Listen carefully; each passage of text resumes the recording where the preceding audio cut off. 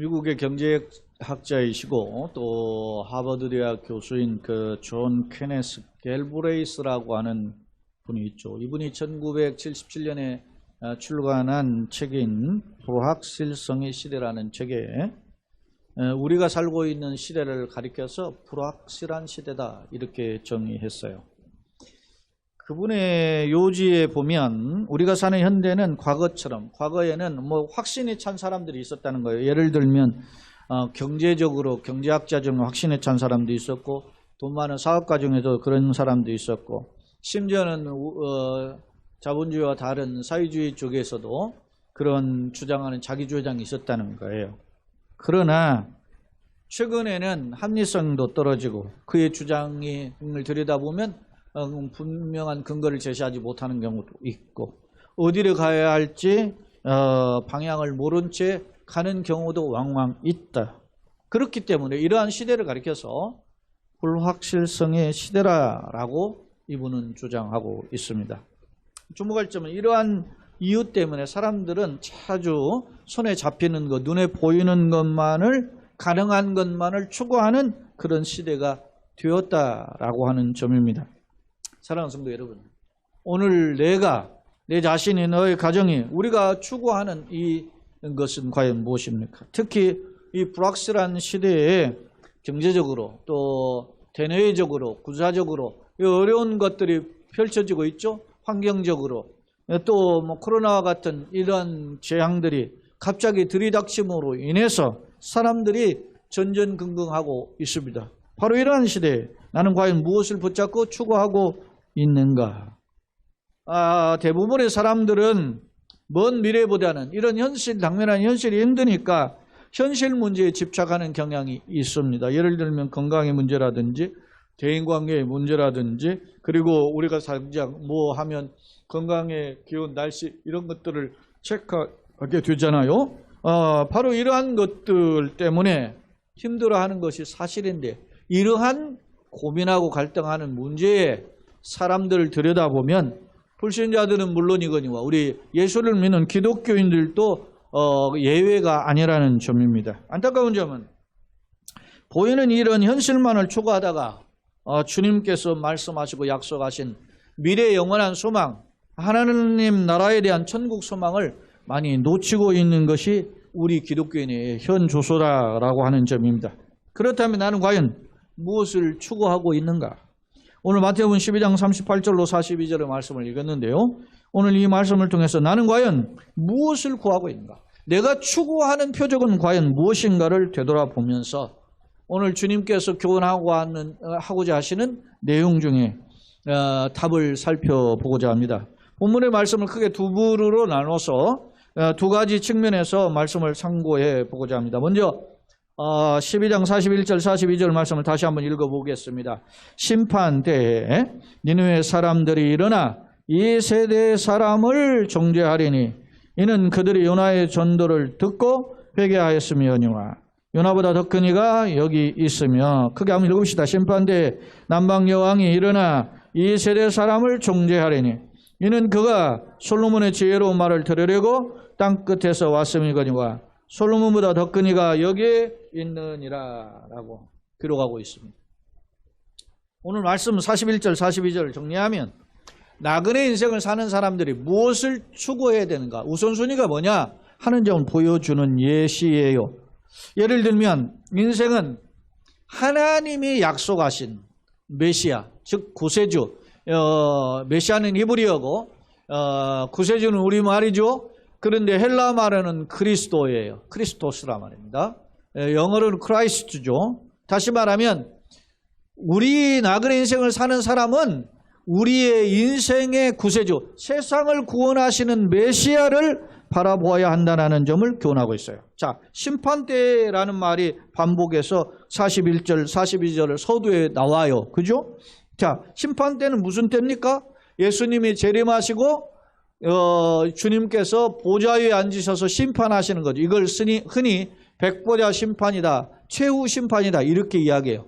근데 최후 심판은 살아있는 사람들도 심판대에 설 뿐만 아니라 이미 죽었던 사람들도 다 심판대에 선다는 겁니다. 그러니까 사람이 그냥 죽은 걸로 끝나지 않고 최후의 심판 날에는 살아있는 사람과 죽은 자들 모두를 심판하는 날이 있게 될 것이다. 근데 심판 때에 어떤 일이 벌어지는지 한번 예시를 두 가지로 들었어요. 자, 41절에 보면 심판 때 니느웨 사람들이 일어나 이 세대 사람을 종자리니. 니느웨 사람들은 뭡니까? 니느웨는 당시 구약 시대에 아수르의 수도예요. 아시리아의 수도였단 말입니다.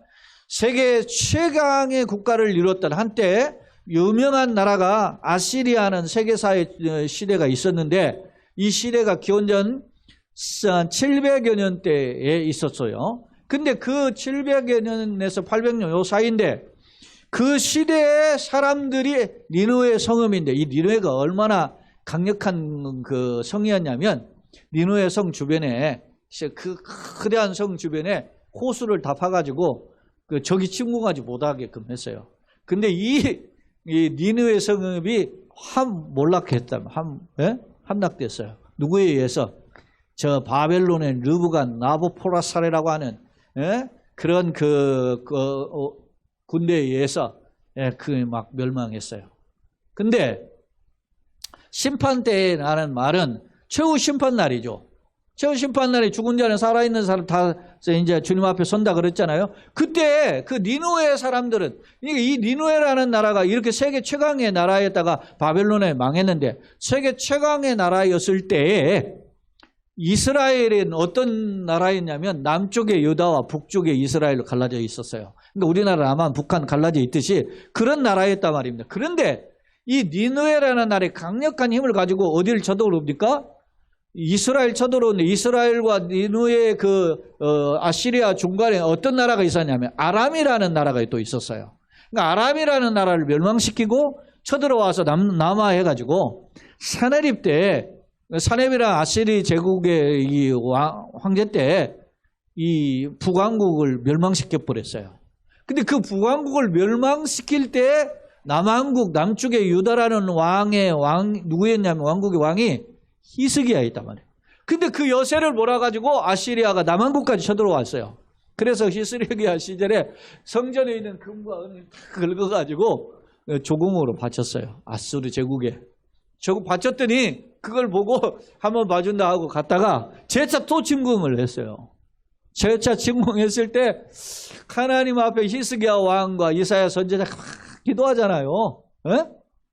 기도하는 내용이 열왕기하에도 기록되어 있고 이사야 선경에서도 기록되어 있어요.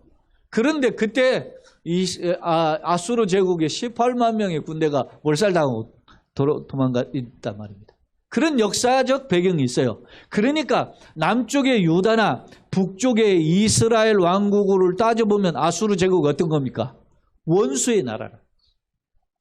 이방 나라면서 원수의 나라인데 심판날에 그 이방 나라의 백성들이 이 세대는 지금 예수님이 살고 있는 시대를 가리켜요. 예수님이 지금 그 시대 아수르 제국이 망한 지 약 700년이 지난 그겁니다. 700년 뒤에 살고 있는 예수님 시대의 사람들을 정죄한다는 거예요. 왜 그럴까? 여러분, 아수르 제국은 강력한 제국이었지만 불신 제국이에요.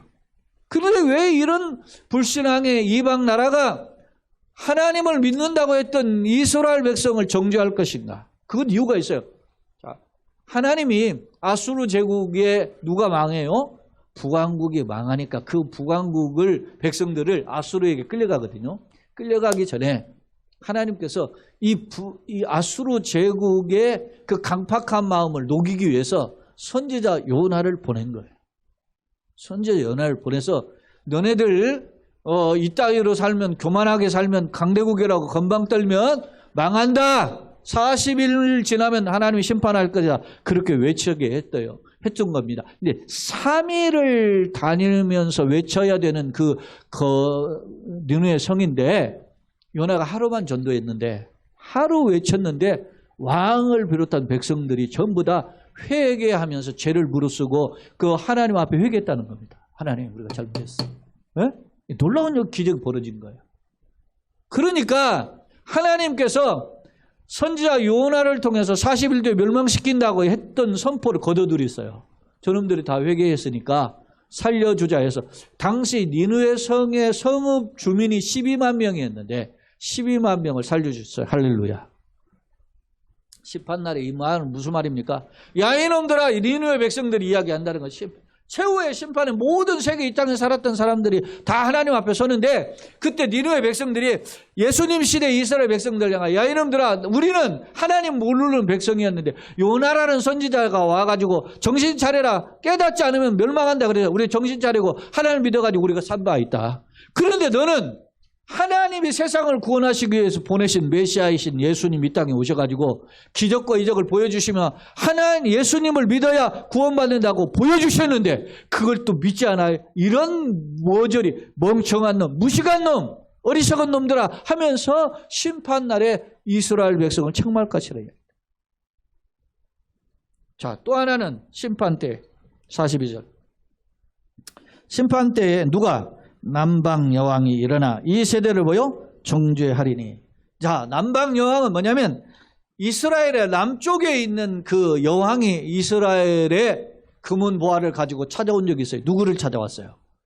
솔로몬을 찾아온 거면 여기 남방령 그가 솔로몬의 지혜로운 말씀을 들으려고 땅끝에서 찾아왔다 그랬죠. 그냥 찾아오지 않고 열왕기. 자, 이게 보면 자, 제가 앞서 성경을 소개한 내용이 요나서에 있는 내용은 제가 지나갔는데 열왕기상 10장을 한번 보겠습니다. 열왕기상 10장 10절 한번 같이 읽어봅시다. 이에 그가 금 120달란트와 심히 많은 향품과 보석을 왕에게, 솔로몬 왕에게 드렸다는 거예요. 스바의 여왕이 솔로몬 왕에게 드린 것처럼 이렇게 표현했어요. 이 스바의 여왕이라고도 하고 시바의 여왕이라고도 표현하잖아요. 예? 노래도 시바의 여왕이라고 하는 노래 있죠. 유명한 팝송 모릅니까? 그 유명한 팝송에 시바의 여왕이라는 곡도 있어요. 근데 이 여왕이 찾아왔다. 솔로몬 왕을 찾아와가지고 예물을 드렸는데 금 얼마를 가져왔어요? 120달란트. 여러분 금 한 달란트가 34.24kg예요. 34kg나. 예? 그런데 거기에 120을 곱해 보세요. 그러니까 톤으로 따지면은 키로로 따지면 1000kg가 넘어요. 1100kg 정도 돼. 그래서 제가 이것을 요즘 그 1kg에 금 1kg에 8천만 원, 9천만 원. 예전에 한 6천만 원 뭐 많아야 그렇게 했는데 지금 한 9천만 원 가까이 된다 그래요. 따지고 보니까 제가 이 금액을 보니까 3,200억, 3,500억이 넘어요. 어마어마 천문학적인 돈을 마차에다 싣고 온 거예요. 어? 누가? 시바의 여왕 솔로몬하고 사이좋게 지내려고 온 거지. 당대 세계 최고 작은 나라였는데 다윗을 이어서 솔로몬의 나라가 막 강대국이었거든요. 그래서 막 여러 나라들이 조공을 바쳤고 그 조공을 바치는 중에는 누구요? 각 나라의 공주들과 아니면 큰 부호의 딸들을 바친 거. 그래서 솔로몬의 왕비가 1000명이 넘은 그런 강대국이었단 말입니다. 근데 솔로몬을 찾아와서 뭘 배웠어요? 지혜를 배웠는데 열왕기상 10장에 제가 우리가 다 읽지 않았는데 이 시바의 여왕이 뭐라고 하냐면 뭐라고 평가하냐면 내가 소문을 들었던 것보다 더 탁월하신 분입니다. 솔로몬을 향해서 그런 평가를 해요. 그런데 심판날에 이 시바의 여왕이 뭐라고 하는 거예요? 예수님 당시에 살았던 사람들 보고 야 이 어리석은 놈들아 라고 책망한다는 거예요. 왜? 내가 당대의 지혜로운 왕 솔로몬의 지혜를 배우려고 돈 싸들고 와가지고 이렇게 찾아왔었는데 너희는 솔로몬보다 최고로 탁월한 만왕의 왕이고 지혜의 왕이신 예수님 이 땅에 오셔서 우리의 구세주로 알려주셨는데 그걸 모르고 외면하느냐? 이 어리석은 놈들. 그렇게 책망한다는 말이에요. 오늘 말씀이. 사랑하는 여러분, 그렇다면 여러분은 무엇을 과연 추구하십니까? 이 시대가 불확실성의 시대이기 때문에 눈에 보이는 것만 추구하는 시대라 그랬죠? 그래서 오늘 예수 믿는 사람들도 예수님은 보이지 않습니다. 눈에 보이는 게 돈입니다. 세상 권력이고 세상 쾌락 자랑입니다. 그러니까 그것만 추구하는 거예요. 예? 여러분요, 세상의 시대는 바뀌었어도 세상 속을 추구하는 사람도 별 다르지 않아요. 어젠가 제가 인터넷 기사에 보니까 뭡니까? 침대 하나에 7억짜리도 있더라고.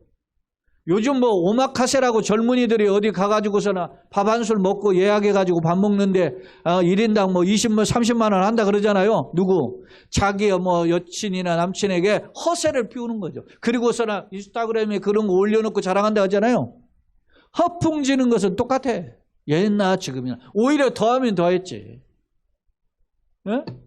이러한 시대에 눈에 보이는 것이 전부인 양 사는 시대에 하나님께서는 나의 진정한 주인이 누구신가, 나의 소망이 누구여야 되느냐를 우리에게 교훈해 주고 있단 말입니다.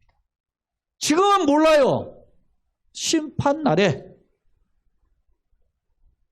니느웨의 그 악한 백성들이 예수님 시대의 백성을 책망하고 전 한방에 무지했던 그 백성들이 여왕이 예수님 시대 그 축복의 시기잖아요. 생각해 보세요. 하나님의 아들이 이 땅에 오셨는데 인카네이션 성육신 했는데 그걸 보여주신 것은 최고의 축복 아닙니까?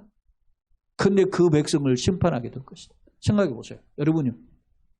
지구상에 80억이 있는데 80억이 있는 중에서 여러분 기독교가 가장 흥황하고 가장 신앙생활을 좋게 할 수 있는 그런 나라가 대한민국이에요. 물론 미국도 뭐 유럽도 다 자유가 있죠. 그런데 요즘 유럽의 경우 미국은 아직도 여전히 그 기독교가 흥황하고 있지만 그러나 미국도 여러분이 교회를 가려면 어떻게 합니까? 1시간, 2시간씩 차 타고 가야 돼요. 가까워야 1시간이야. 예?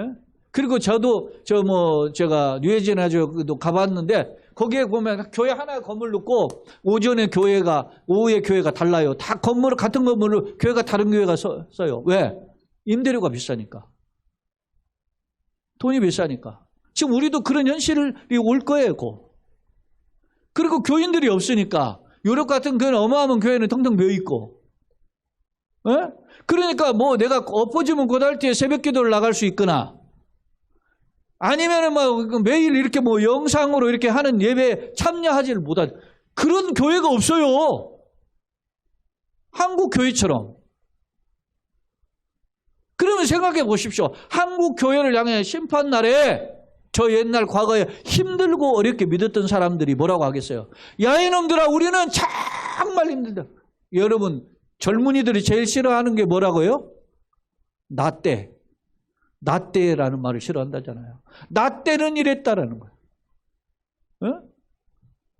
여러분요 옛날에 제가 그 이야기 하잖아요. 제가 중고등학교 다닐 때 마룻바닥에서 그 스폰지 방석 깔고 무릎 꿇고 드렸어요. 무릎 펴면 죽는 줄 알았어.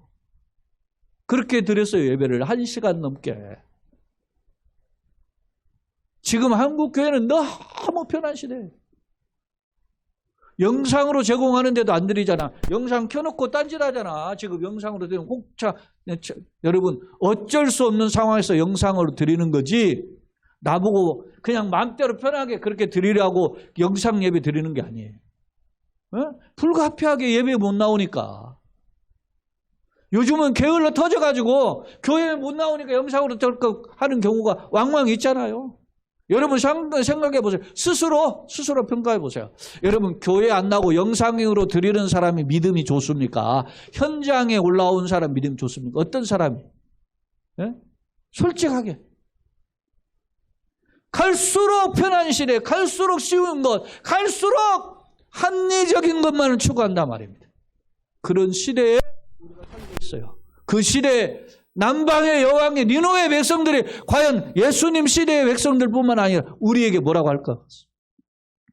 지금은 복음이 영사기에서 나왔던 그 작은 불빛이 필름이 작잖아요. 영사기 필름은 작아요. 그런데 화면에 스크린에 비치는 화면은 어마어마하게 크죠. 옛날 믿는 사람들은 그 필름 자체를 보고 예수님을 믿었다면 지금 우리는 뭐요? 극장의 화면을 보는 것처럼 믿는 거예요, 지금. 그렇게 성경을 다 알려주고, 그렇게 클릭만 하면 수많은 설교를 경험할 수 있는데도 예수를 안 믿어, 제대로. 네? 안타까운 일이지. 너무나 안타까운 일이에요. 여러분요, 세례 요한이 첫 번째 일성이 뭡니까? 회개하라, 천국이 갖고 왔느냐. 예수님의 광야에서 세례를 베푸시는 세례 요한의 세례를 받고 예수님의 사실 금식하고 한 다음에 공생의 사역을 시작했는데 첫 일성이 뭔지 아세요? 회개하라, 천국이 갖고. 한국 교회 뭐 어떤 목사들이 이야기하죠. 뭐 잘하고 복받고 형통하고 이런 거 이야기하라. 예, 필요하지. 그러나 여러분 보세요. 그런 이면에 한국 교회 스스로를 돌아보세요. 우리가 정신 잘 똑바로 예수 믿어야 돼. 강단에 있는 목사부터 정신 차리고 신앙에 바로 서기를 예수님의 이름으로 축원합니다. 오늘 말씀은 그렇게 하고 있는 거예요. 자, 마태복음 12장 38절 말씀. 이제 두 번째 말씀인데 한번 읽어봅시다. 그때 서기관과 바리새인 중에 몇 사람이 말하되 선생님이여 우리에게 표적 보여주시기를 원하나이다 라고 물었어요. 누가 물었어요? 서기관과 바리새인 중에 몇 사람이 있어요. 서기관과 바리새인은 당시의 종교 지도자들이에요. 다시 말하면 율법학자들이라 최고의 오늘날로 말하면 목사 이상의 탁월한 학문을 가진 사람들이에요. 근데 그 사람들이 예수님을 찾아와가지고 우리에게 뭐요? 뭘 보여달라고? 표적을 보여달라. 다시 말하면 당신이 하나님이 보낸 메시아인 사인을 보여달라는 표적은 사인이잖아요. 기적 능력을 가리켜요. 그걸 보여달라고 예수님께 물었다라는 사실입니다. 이에 예수님이 39절 40절에 대답을 하셔요. 뭐라고 하시는지 읽어보시라. 예수께서 대답하여 이르시되 악하고 음란한 세대가 표적을 구하나 선지자 요나의 표적밖에는 보여줄 표적이 없느니라. 요나가 밤낮 사흘 동안 큰 물고기 뱃속에 있었던 것 같이 인자도 밤낮 사흘 동안 땅속에 있으리라. 사랑하는 여러분, 예수님은 뭐라고요? 악하고 음란한 세대가 표적을 한다. 이 말은 무슨 말입니까? 그 표적을 구하는 지도자였던 바리새인 설교관을 책망하는 표현입니다. 왜 이런 표현을 했을까요? 참고였어요. 이 사람들이 왜 궁금해서 예수님께 이게 나와서 이게 물은 게 아니에요. 자, 한번 보십시다. 12장 우리가 읽지는 않았지만 22절로 24절 한번 보겠습니다. 12장 22절 24절 그때에 귀신 들려 눈이 멀고 말을 못하는 사람을 데리고 왔거늘 예수께서 어떻게 해요? 고쳐주시며 그 말 못하는 사람이 말하고 또 보게 된지라. 무리가 다 놀라 이르되 이는 다윗의 자손이 아니냐 하니까 24절 다 같이 바리새인들이 듣고 이르되 이가 귀신의 왕 바알세불을 힘입지 않고는 귀신을 쫓아내지 못하였네. 여러분, 예수님이 지금 귀신 들린 사람, 앞을 보지 못하고 말도 못하는 그런 사람을 어떻게 해요? 치료해 주셨죠. 할렐루야. 그러면 놀라운 기적이 일어났죠. 하나님 은혜가 임했죠. 그런데도 사람들의 반응은 뭐라고 했어요? 귀신의 왕 바알세불을 힘입어서 쫓아낸다는 거야. 귀신이 힘입어서 귀신을 쫓아낸다. 누가 그랬어요? 여기 보면 바리새인들, 종교 지도자들이 그랬다는 거야. 그러니까 예수님이 그런 말씀 뒤에 그 말씀은 우리가 여러분 잘 아시죠? 어떻게 해요? 사탄이 자기와 귀신이 싸우면 자기 나라가 어떻게 설 수 있겠느냐? 예? 서로 싫어하는 것을 몰아내듯이 예? 귀신을 쫓아낼 수 있겠냐 말이야. 예? 그렇게 어리석은 짓 하겠느냐? 그렇게 이야기하면서 내가 하나님의 말씀으로 너희 귀신을 쫓아낸 거면 하나님 나라가 너에게 임했다. 그러니까 어리석은 자들, 어떻게든 하나님 예수님께 태클을 걸어서 어떻게든 모함을 하려고 하는 사람들의 이러한 말을 하자. 예수님이 뭐라고 했어요? 내가 하나님의 능력, 성령을 힘입어서 귀신을 쫓아내는 것이다 라고 말씀했어요. 자, 한번 또 보십시다. 오늘 마태복음 16장 1절에도 보면 이런 표현이 있어요. 16장 1절 한번 같이 읽겠습니다. 바리새인과 사두개인들이 와서 예수를 뭐하여? 시험하여 하늘로서 오는 뭐요? 표적을 보여주기를 청하니. 바리새인과 사두개인들은 제사장 그룹이에요. 바리새인은 율법학자고 이 종교 지도자들이 와서 또 하늘로서 오는 표적을 구하는데 뭐 하라는 거예요? 예수님을 시험하여 테스트했다는. 테스트는 정도가 아니에요. 예수를 못 믿으니까 그 의심하고 그것을 비난하기 위한 꼬투리를 잡기 위해서 질문했던 것입니다. 그들이 찾아와가지고 이야기하는 겁니다. 그때도 16장 4절에 예수님 뭐라고 하시는지 보세요. 악하고 뭐한 세대가 음란한 세대가 표적을 구하나 요나의 표적밖에는 보여줄 표적이 없느니라. 그렇게 말씀하니까 그들이 어떻게 해요? 그들을 그렇게 말씀하신 그들을 어떻게 떠나가셨다. 자, 이때도 예수님 말씀하신 표적이 뭐예요? 요나의 표적이다. 요나의 표적이 뭘까요? 요나가 물고기 뱃속에 사흘간 갇혔다가 구사일생으로 살아났는데 예수님은 물고기 뱃속이 아닌 어디? 땅에 사흘 동안 있다가 살아날 것임을 했어요. 여러분, 요나의 기적도 예측 불허지 상상할 수 없는 기적이죠. 에? 어떻게 물속에 뱃속에 들어갔다가 사흘만 살 수 있습니까? 그런데 예수님은 땅 속에 사흘 있다가 살아날 것이다. 불가능한 일입니다. 불가능. 그런데 그것이 너희에게 뭐요? 내가 메시아로서 온 표적인 것이 될 것이다. 예수님 말씀한 거예요. 자, 오늘 다시 와서 본문에서도 보면 예수님께서 요나가 뭐 어떻게 했어요? 밤낮 사흘 동안 물고기 뱃속에 있었던 것처럼 인사도 밤낮 사흘 동안 땅 속에 있으리라. 이렇게 말씀하고 있다라는 것입니다. 사랑하는 여러분,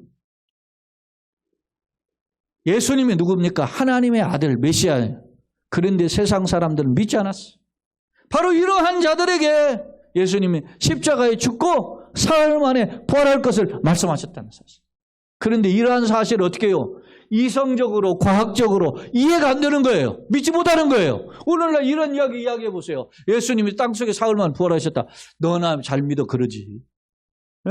지구상에 80억 중에 25억이 기독교인이긴 하지만 아직도 55억은 여전히 믿지 않잖아요.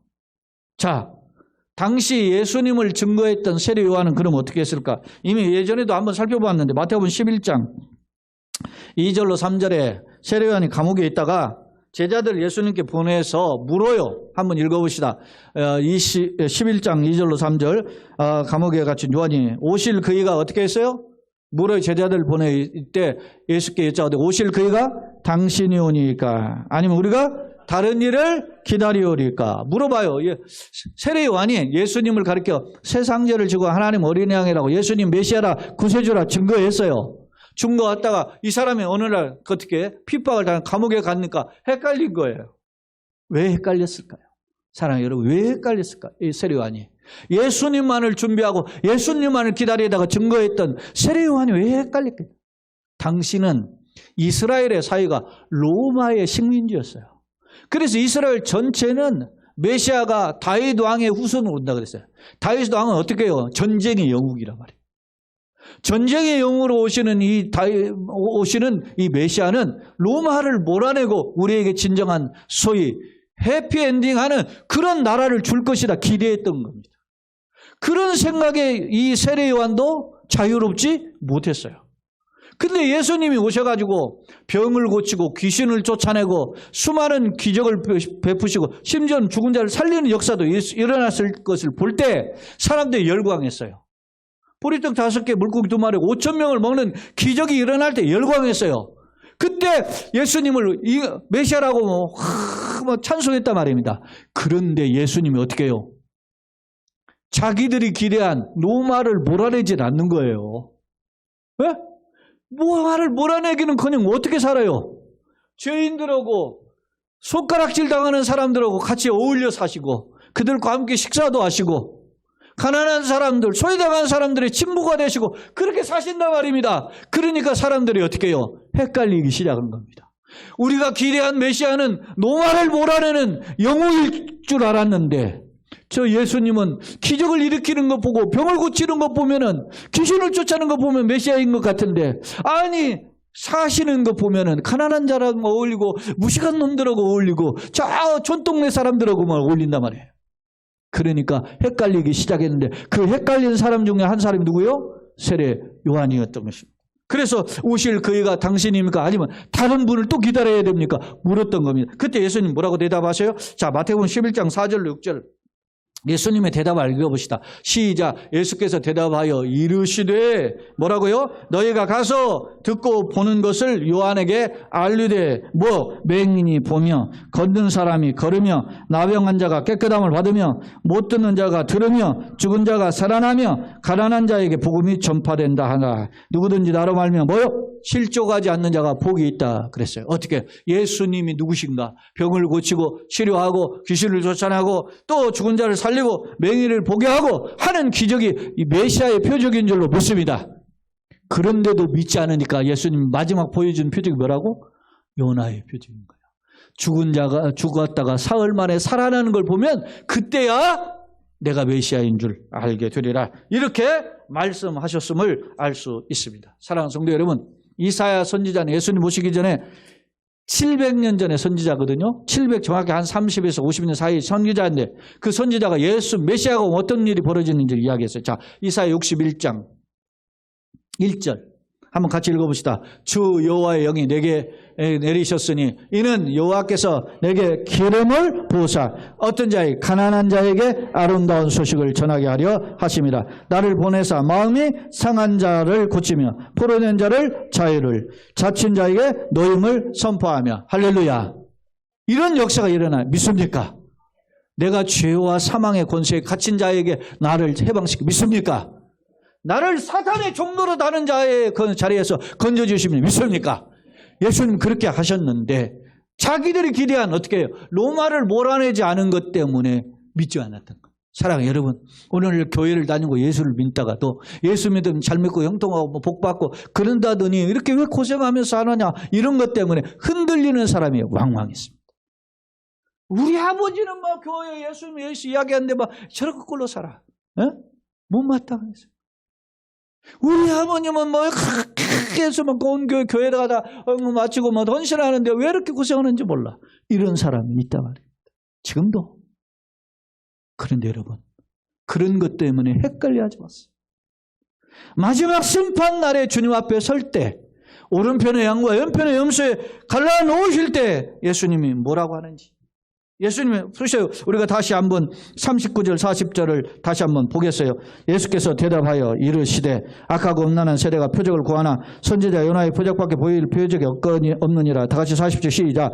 요나가 밤낮 사흘 동안 큰 물고기 뱃속에 있었던 것 같이 인자도 밤낮 사흘 동안 어디에? 땅속에 있어. 다시 말하면 죽었다가 사흘 만에 살아나리라고 하는 약속을 하죠. 할렐루야. 이 말씀은 12장에서는 이렇게 하시는데 16장에 가면 그때 직접 이야기해요. 내가 죽고 사흘 만에 살아나리라. 3번이나 이야기해요. 놀라운 역사. 근데 그때는 제자들도 묻기를 두려워했다는 사실. 사랑하는 성도 여러분, 예수님께서 예루살렘 성전에 방문했을 때 성전 안에서 뭐합니까? 장사를 하죠. 배들기 팔고 돈 바꾸고 막 그런 성전에서 장사 노릇을 하는 거예요. 그 예수님이 높은 채찍을 만들어가지고 막 상을 엎어버리고 막 채찍으로 다 때려서 쫓아냈어요. 네?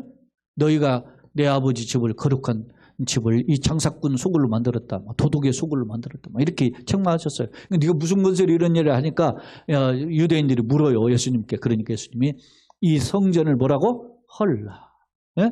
그러면 내가 사흘 만에 이렇게 돼. 자, 요한복음 2장 18, 19절 한번 같이 한번 읽겠습니다. 이에 유대인들이 대답하여 예수께 말하기를 내가 이런 일을 행하니 무슨 표적을 우리에게 보이겠느냐. 예수께서 대답하시되 이르시되 이 성전을 헐라 내가 사흘 동안 일으키리라. 그러니까 20절로 22절에 보면 유대인들이 뭐라고 하냐면 이 성전은 46년 동안 지금 헤롯 성전이에요. 이게 당대 이스라엘 역사의 3번째 성전인데 헤롯이 지은 성전이에요. 46년 동안 짓고 있는데 네가 어떻게 3일 동안 이걸 다 엎어서 3일 동안 짓겠느냐 이렇게 물어요. 이 말씀은 뭐라고 했어요? 그러나 예수는 성전된 뭐요? 자기 육체를 가리켜 말씀하신. 이 성전은 누구의 그림자다? 예수님의 그림자, 하나님의 그림자. 그러니까 예수님을 말씀한 나를 헐라 성전을 헐라 그러면 사흘 만에 나를 죽여라 그러면 내가 사흘 만에 살아나리라 이 말씀이란 말이에요. 나중에 제자들이 예수께서 부활하신 뒤에 이 말씀이 그 말씀이었구나.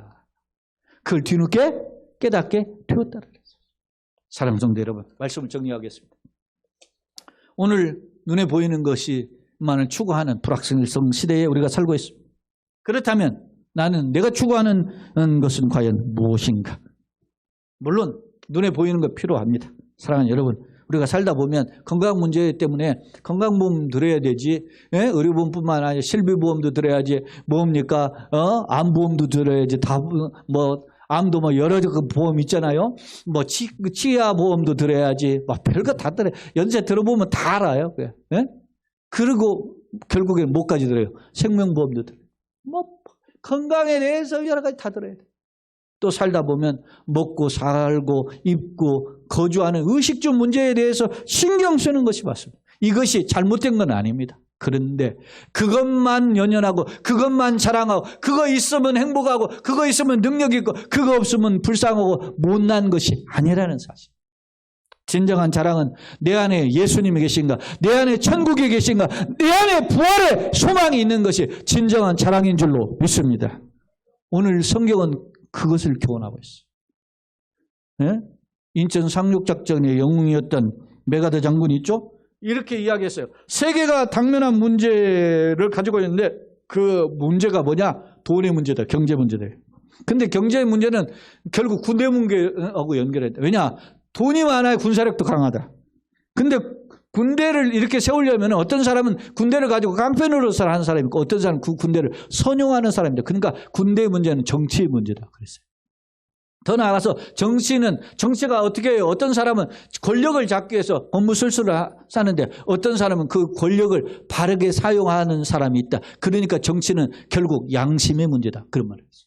또 나아가서 양심은 그러면 어디에 귀결하냐? 양심은 어디에서 출발하느냐? 그것은 도덕인데 그 도덕은 신앙에서 출발한다.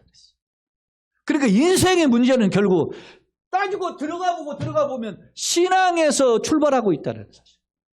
사랑하는 성도 여러분, 내 신앙이 어떤 것인가, 내 신앙 양심이 어떤 것인가, 나에게 주신 하나님의 약속이 무엇인가가 인생을 결정한다는 사실. 사랑하는 여러분, 우리나라 돈돈돈 하죠? 우리나라 군사하죠? 막 핵 이야기하죠? 전쟁 능가하죠? 그런데 여러분, 그 배후 이면에 살아계신 하나님을 바라보는 믿음이 더 중요하다는 사실을 기억해야 돼요. 오늘 우리는 뭘 붙잡고 있는가? 사랑하는 여러분, 한 구절 성경 한 구절 읽고 마치겠습니다. 마태복음 16장 16, 17절인데요. 이 말씀 여러분 너무 잘 알죠? 예수님께서 세상 사람들이 나를 누구라 하느니까 선지자 중 하는 사람인데 그러면 너네들은 나를 누구라 하느냐 물어요. 자, 한번 봅시다. 시작. 너희는 나를 누구라 하느냐. 자, 물을 때 시몬 베드로가 뭐라고 대답해요? 시몬 대답하여 이르되 주는 그리스도시요 살아계신 하나님의 아들입니다. 이렇게 대답하니까 예수님 뭐라고 하시는지 보세요. 예수께서 대답하여 이르시되 바요나 시몬아 내가 복이 있도다. 내가 복이 있다. 너 참 복된 사람이야. 그러면서 이 베드로에게 세 가지 축복을 약속했어요. 이름을 바꿔주시고 그리고 하늘과 땅의 천국 열쇠를 주시고 그리고 어떻게 해요? 음부의 권세가 이기지 못하는 교회를 세우는 약속을 하세요. 사랑하는 성도 여러분, 오늘 주님께서 여러분을 향해서 네가 복이 있다라고 칭찬하는 칭찬의 주인공들이 다 되시길 예수님으로 축원합니다. 현재 사는 것이 어렵죠. 돈 때문에 어렵죠. 건강 때문에 어렵고 힘듭니다. 삶의 관계 때문에 힘든, 저도 그렇게 힘들어하고 있습니다. 그러나 이러한 상황에서 다시 말씀으로 용기를 얻어서 다시 일어나는 저와 여러분, 우리 교회요 속한 가정이요 여러분은 기도의 제목과 건강 그리고 진로의 걸음이 되기를 예수님의 이름으로 거듭 축원합니다. 아멘. 참